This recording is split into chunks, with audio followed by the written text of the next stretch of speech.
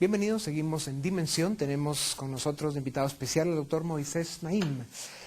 Doctor Naim, hablando de esto de la emigración y la forma en que está cambiando el mundo, o dentro de los mismos países, los grandes cambios que se están dando, vimos ya que el 2011, si mal no recuerdo, ya fue el primer año que en Estados Unidos nacieron más del 50% de bebés no americanos tradicionales anglosajones, sino hijos de las minorías. Y eso marca una tendencia dentro de Estados Unidos que indica que dentro de 20 años Estados Unidos no solo va a ser de otro color, sino va probablemente a funcionar de una manera distinta también. En Europa, donde el crecimiento de la población pues, se ha venido reduciendo y por muchos años, incluso en países como España, estuvo negativo, pues ha ido poblando del mundo árabe, de africanos, etcétera. O sea, estamos viendo un cambio demográfico, cultural, gigantesco. Antes se pensaba que los que emigraban se iban a integrar a las culturas de los países, pero según pasan los años estamos viendo que no, que de alguna forma mantienen su propia cultura. Y hay mezclas, pero no está claro todavía. ¿A dónde ves que va el mundo con estos movimientos tan dramáticos?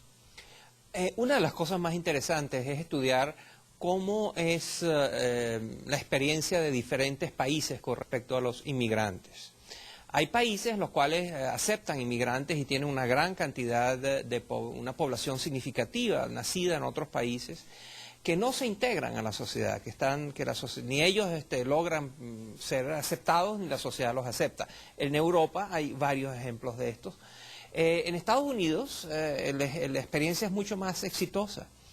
El país del mundo donde los ciudadanos, las personas de origen árabe son más exitosas es Estados Unidos. Los árabes en Estados Unidos tienen niveles de ingreso promedio mayores que los árabes del mundo, tienen niveles de educación, tienen el número de gente con casa propia es mucho mayor, el número de personas de origen y antecedentes árabes que ocupan posiciones de gerencia y de liderazgo en el país es más grande que en muchas otras partes. En fin, pareciera que si alguien de origen árabe quisiera inmigrar, el país mejor al cual podría ir es a los Estados Unidos. Es decir, un marroquí que se muda a Qatar o Arabia Saudita va a ser mucho más discriminado que un marroquí que se muda a Estados Unidos. Lo mismo pasa con los latinoamericanos. Los latinoamericanos que llegan a Estados Unidos conocemos las historias de gente que se adapta y logra construir una vida y una familia, etcétera, etcétera. Y se adaptan y transforman la cultura del país. Y tú tienes toda la razón de que el número ya empieza a ser tan grande que empiezan a ser minorías que son muy significativas. Los hispanos hoy en día en Estados Unidos son la minoría más grande. Han sobrepasado en número a los afrodescendientes en Estados Unidos. Pero también se adaptan y entonces es muy interesante ver cómo los latinos en Estados Unidos exhiben conductas que no tendrían y que no se parecen a las que tienen en sus países. Uh-huh. Sí. Otro tema que nos parece importantísimo y que tú has planteado también en alguno de los foros en los que participas es el cambio en la matriz energética en el mundo. Ahí estamos viendo también un cambio de era, ¿no? Como todo esto que hemos estado hablando. O sea, estamos presenciando una etapa extraordinaria en la historia del planeta. Y en el tema del cambio de la matriz energética, estamos viendo cómo han descubierto nuevos yacimientos de petróleo, de gas en Estados Unidos, en América Latina, en la misma Europa. Y de alguna forma, el poder que se ha concentrado tanto en el mundo árabe con el tema de la producción del petróleo, pues va a cambiar. Y van a haber otras alternativas de fuente energética. Cuéntanos un poco sobre ese análisis y la maravilla que eso representa para el cambio energético del planeta y con los riesgos que conlleva. Claro, y entonces, al igual que las grandes sorpresas que cambian a la humanidad, nadie lo anticipó. Nadie pensó que el Internet iba a aparecer y iba a cambiar el mundo. Nadie pronosticó que China y la India en una década se iban a transformar en jugadores importantes en la economía mundial. Nadie pronosticó la caída y el colapso de la Unión Soviética. Ningún experto. Y aquí tenemos un ejemplo más en el caso de la energía. Nadie pronosticó que iba a aparecer una tecnología que iba a permitir extraer gas y petróleo de unas rocas que se llaman lutitas, que es una especie de esquisto, que son tecnologías que sacan energía de las rocas y que por lo tanto le dan a países que no soñaban con tener esa energía en tantas cantidades la posibilidad de ser importadores, no, exportadores de energía. Países como Francia, como Polonia, y en Estados Unidos, en lugares como Dakota, ahora se han convertido en grandes productores de gas y de petróleo gracias a estas nuevas tecnologías, que están cambiando, como tú mismo dijiste, la ecuación petrolera, energética del mundo. La primera sorpresa entonces es esta nueva tecnología que nadie se había imaginado, que sale de sorpresa, se había inventado hace 10, 20 años, pero no había sido puesta en práctica en gran escala hasta ahora. Y ahora está teniendo las consecuencias de que se pronostica que los Estados Unidos dentro de una década va a ser un exportador de energía y no un importador.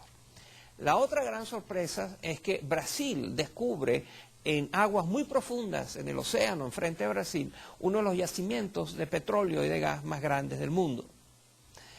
Otra de las sorpresas es que América Latina empieza a aparecer como un posible rival al Medio Oriente, como el suplidor, el proveedor más importante de energía para el planeta.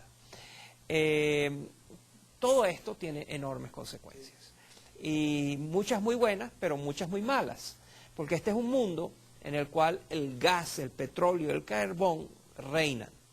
Y el gas, el petróleo y el carbón son energías que dañan el ambiente.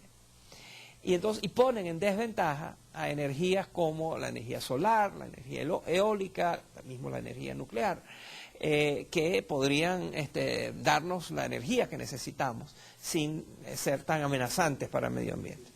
Hasta se sabe que en Cuba están explorando la posibilidad de que encuentren pozos petroleros. Claro. Lo cual sería una ironía de la vida. Sí, realmente este tema va a traer muchos cambios al mundo. ¿Qué pasa con el mundo árabe si dejan de ser hegemónicos y tener el poder que tienen a raíz del petróleo? Sería una transformación extraordinaria. Ellos no van a dejar de ser protagonistas importantísimos. Esa es una área del mundo que tiene unas reservas petroleras de petróleo que puede ser extraído y producido a muy bajo costo en cantidades enormes.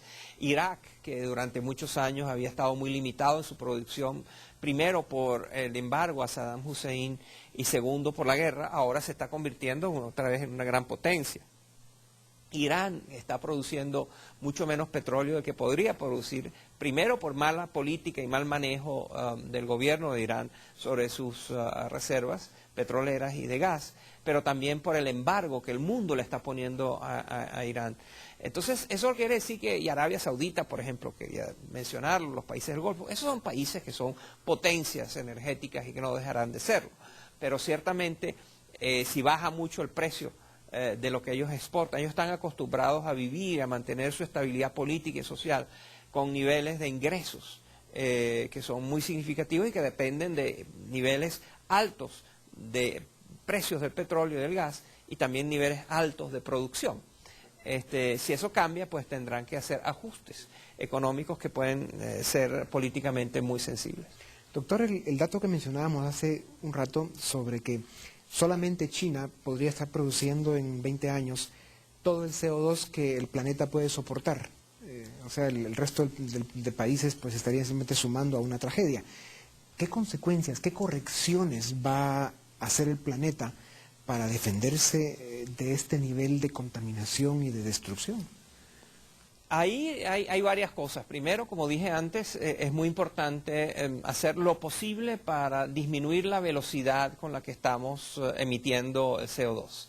Y eso yo creo que el gobierno chino lo entiende el gobierno de Estados Unidos, lo entienden otros, pero hasta ahora no hemos logrado que se pongan de acuerdo porque hay negociaciones muy difíciles. Los chinos dicen, ¿por qué me van a pedir a mí que yo ponga en peligro mi crecimiento económico por poner más cara la energía, cuando mucho de lo que ya está contaminado lo contaminaron ustedes desde la revolución industrial? Sí. Ustedes se hicieron ricos ensuciando la atmósfera y ahora me están pidiendo a mí, China, que yo no crezca y que no me haga rico simplemente porque ya ustedes han contaminado todo. Entonces no es justo. Dejen ustedes de emitir y permítanme a mí emitir energía que me permita tener un crecimiento económico que me ponga a la par de lo que ustedes ya ensuciaron.